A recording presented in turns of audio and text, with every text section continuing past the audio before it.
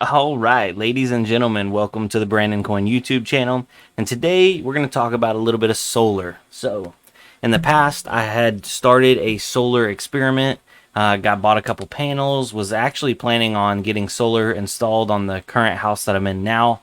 Um, I'm glad I pumped the brakes on that because I was planning on moving. That fell through. And now I'm actually planning on staying in this house for at least a few more years. So that's why I'm building the garage in the back and really kind of, putting gas on the fire, so to speak, with mining and just everything, just settling down essentially. But then that brought up the question again, what about solar? Since I'm going to be here for a few more years, is it worth it? Is it not worth it? What are the benefits, the pros and cons? And the big thing, which a lot of people are like, man, if you have a lot of solar, then you can mine on your solar and you basically have no electric cost.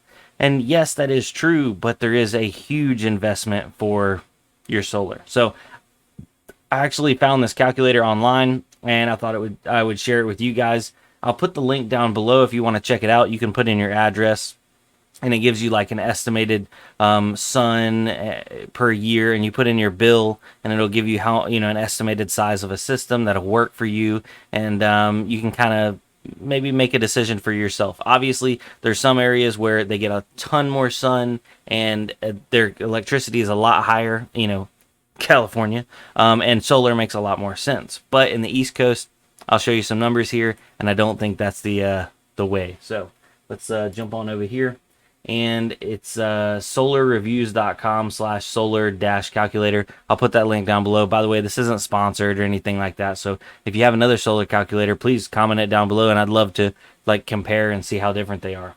But you put your address in, and then it shows like which I guess the sunlight for your area, and then I put in how much power I'm actually using. So it recommends I buy a 17.03, basically a 17 kilowatt solar system. Now that's pretty pricey. That's really pricey actually. And it says the average cost of current local offers is it's going to cost me about $51,000 to install this solar panel system on my house. Just for reference, guys, I live in a 1,600 square foot, two-story house, probably valued, we paid about 150,000 for it. I think with the crazy market, it might be worth maybe 200,000. So a $51,000 investment, and even if my house is at the top of its value at 200,000, that's a quarter of the entire investment I already had in my house. That's a big investment. That's a lot of money. Now, roof space required square footage. I already know that my roof actually won't sustain 775 square feet because of the way the angles. It would put too many panels facing the wrong direction. We talked about that when I had some guys come out and actually look at my roof, and they were like, we wouldn't be able to fit anything bigger than a 12 kilowatt system. And I was like, that sucks, but it is what it is. Apparently that would come out to 48 360 watt panels, and I don't know where they get this number from, but apparently that increases your property value. If you get the system of about increases your value at 7,000.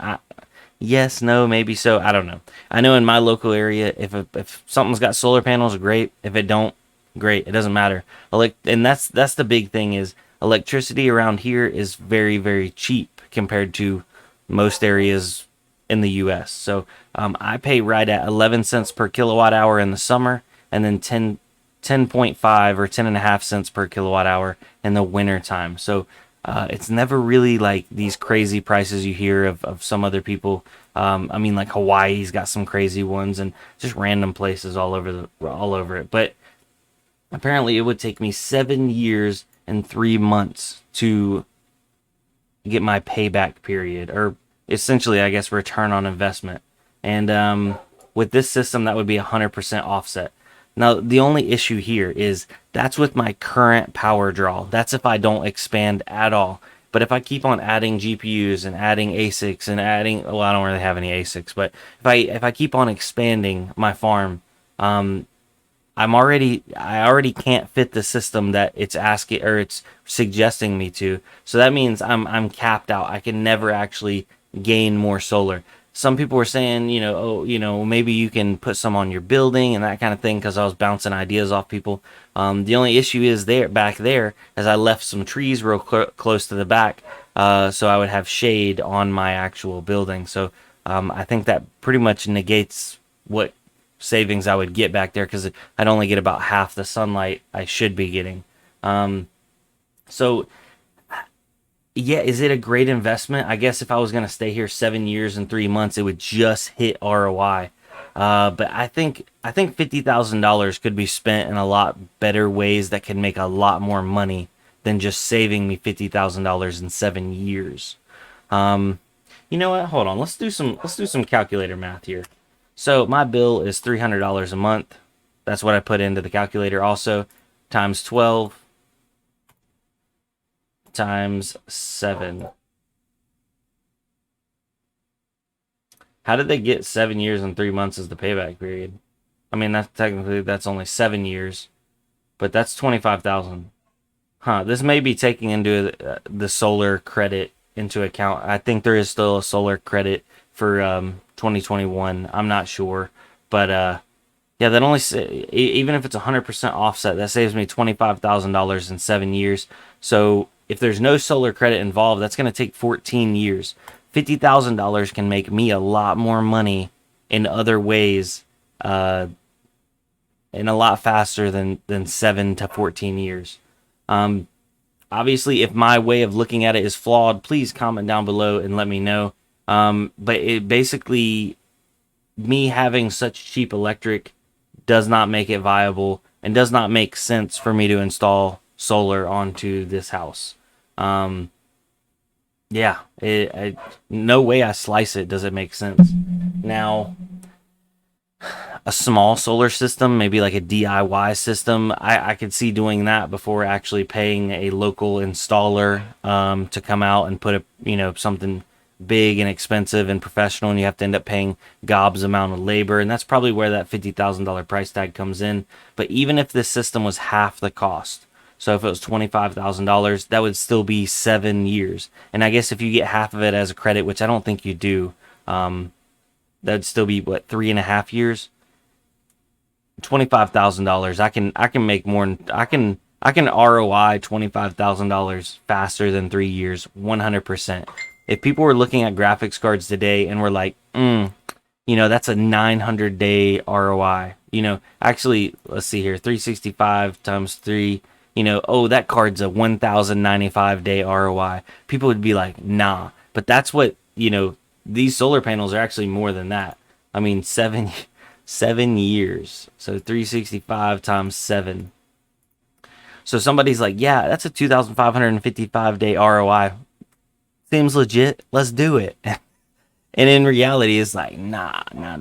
It is a safe investment because obviously the sun's always going to be there, hopefully. If it's not, we have bigger problems. But the sun's always going to be there, and you're always going to burn electricity.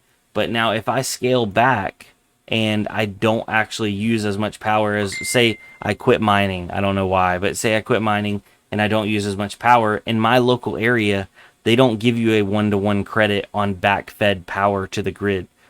It's like half. So if I'm pumping $300 worth of power, we're saying dollars, not kilowatts, just for ease of use here, and I'm only burning 150, then that means I'm only getting 70 in that. If I'm sending 150 back to the grid, they're only giving me $75 a credit. But if I'm never going to use that on my upcoming bills, my local area does not actually pay out for power. They only issue credit. So where's the advantage here? Is there any advantage here? Yeah, so that's kind of where I'm at, ladies and gentlemen, on the solar thing. I would like to revisit this in the future. Please comment down below. Let me know what you would like me to take a look at. And yeah, it's like, man, I want solar to work because I really, I like technology and I like hardware, and I would love to have a solar panel system on my house. But it's all, the numbers have to make sense, and if they don't make sense, they don't make dollars. Yeah, you know what I'm talking about. All right, with that being said, I want to thank everybody for coming out. This is a little out of my normal realm, you know, kind of talking about like hypothetical situations, but I figured maybe some of my viewers would enjoy it. So if you did, let me know. If you're new here and you joined or watched, I would appreciate it if you subscribe, like, do all that kind of stuff. If you don't want to, that's cool too, and I'll see you on the next one. Peace.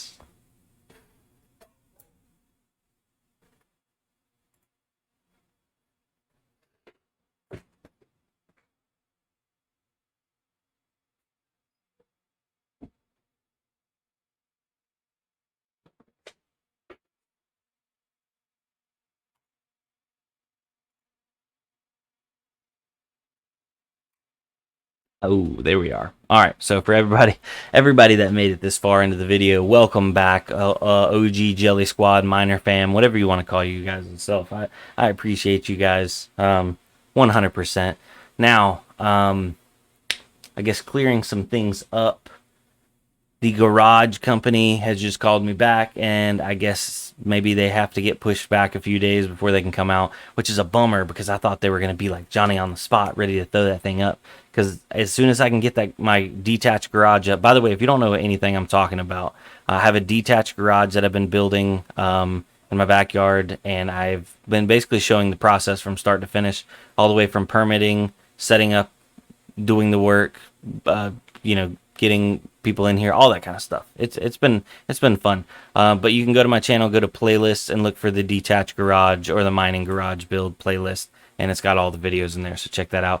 But the next process, because I just got the concrete pad poured, is actually getting the building up. And once I have the building up, then I can have the power company come out and trench me a new line from the meter, or not from the meter, but from the distribution box. And it's actually right at the edge of my property. So it's just, they got to run it right down the edge and then 90 it right into my garage. And I'll have a straight direct feed 200 amp service. Yes, and it's not going to be teed onto the house or anything. It's going to be its own separate bill, so I'll be able to actually see just what I'm using for mining. Well, I guess for the garage, I'll probably have some lights and a computer in there for maybe play some games every now and then. And yeah, I don't know, maybe an air compressor. But I probably wouldn't have anything else that's high energy use other than just the miners. Well, and fans. But still, that's part of mining. You got to keep them cool. So anyway, guys, thank you for being the old Jelly Fam, Jelly Squad people, jellyfish. By the way, as always, comment jellyfish down below. Nothing else, nothing more, and keep people confused, because there's nothing better than seeing people just like, what, jellyfish? What? Huh? Jelly who? And just like, yeah, yeah, you know what it is. I actually, for people that are have joined, like, you know, you can like join and the channel, and it's like $5 a month. It just helps me out. It really doesn't actually gain you anything, just forewarning and fair disclosure. But for people that do join, I have like little pickaxes, and I've thought about changing those to like different colored jellyfish. What do you guys think about that, huh? What's up with that? People just be like, what is that? What are those? By the way, I'm gonna start including a. I don't know if you guys noticed on some of the videos at the end of them, a thank you to the members that have joined. Thank you guys. It really does help. For real, for real. Thank you. Anyway, I gotta get off here. I'm gonna just keep rambling. Later, guys. Good night. Peace. Oh, son. Oh, son. Yeah, boy. I need to shave, boy.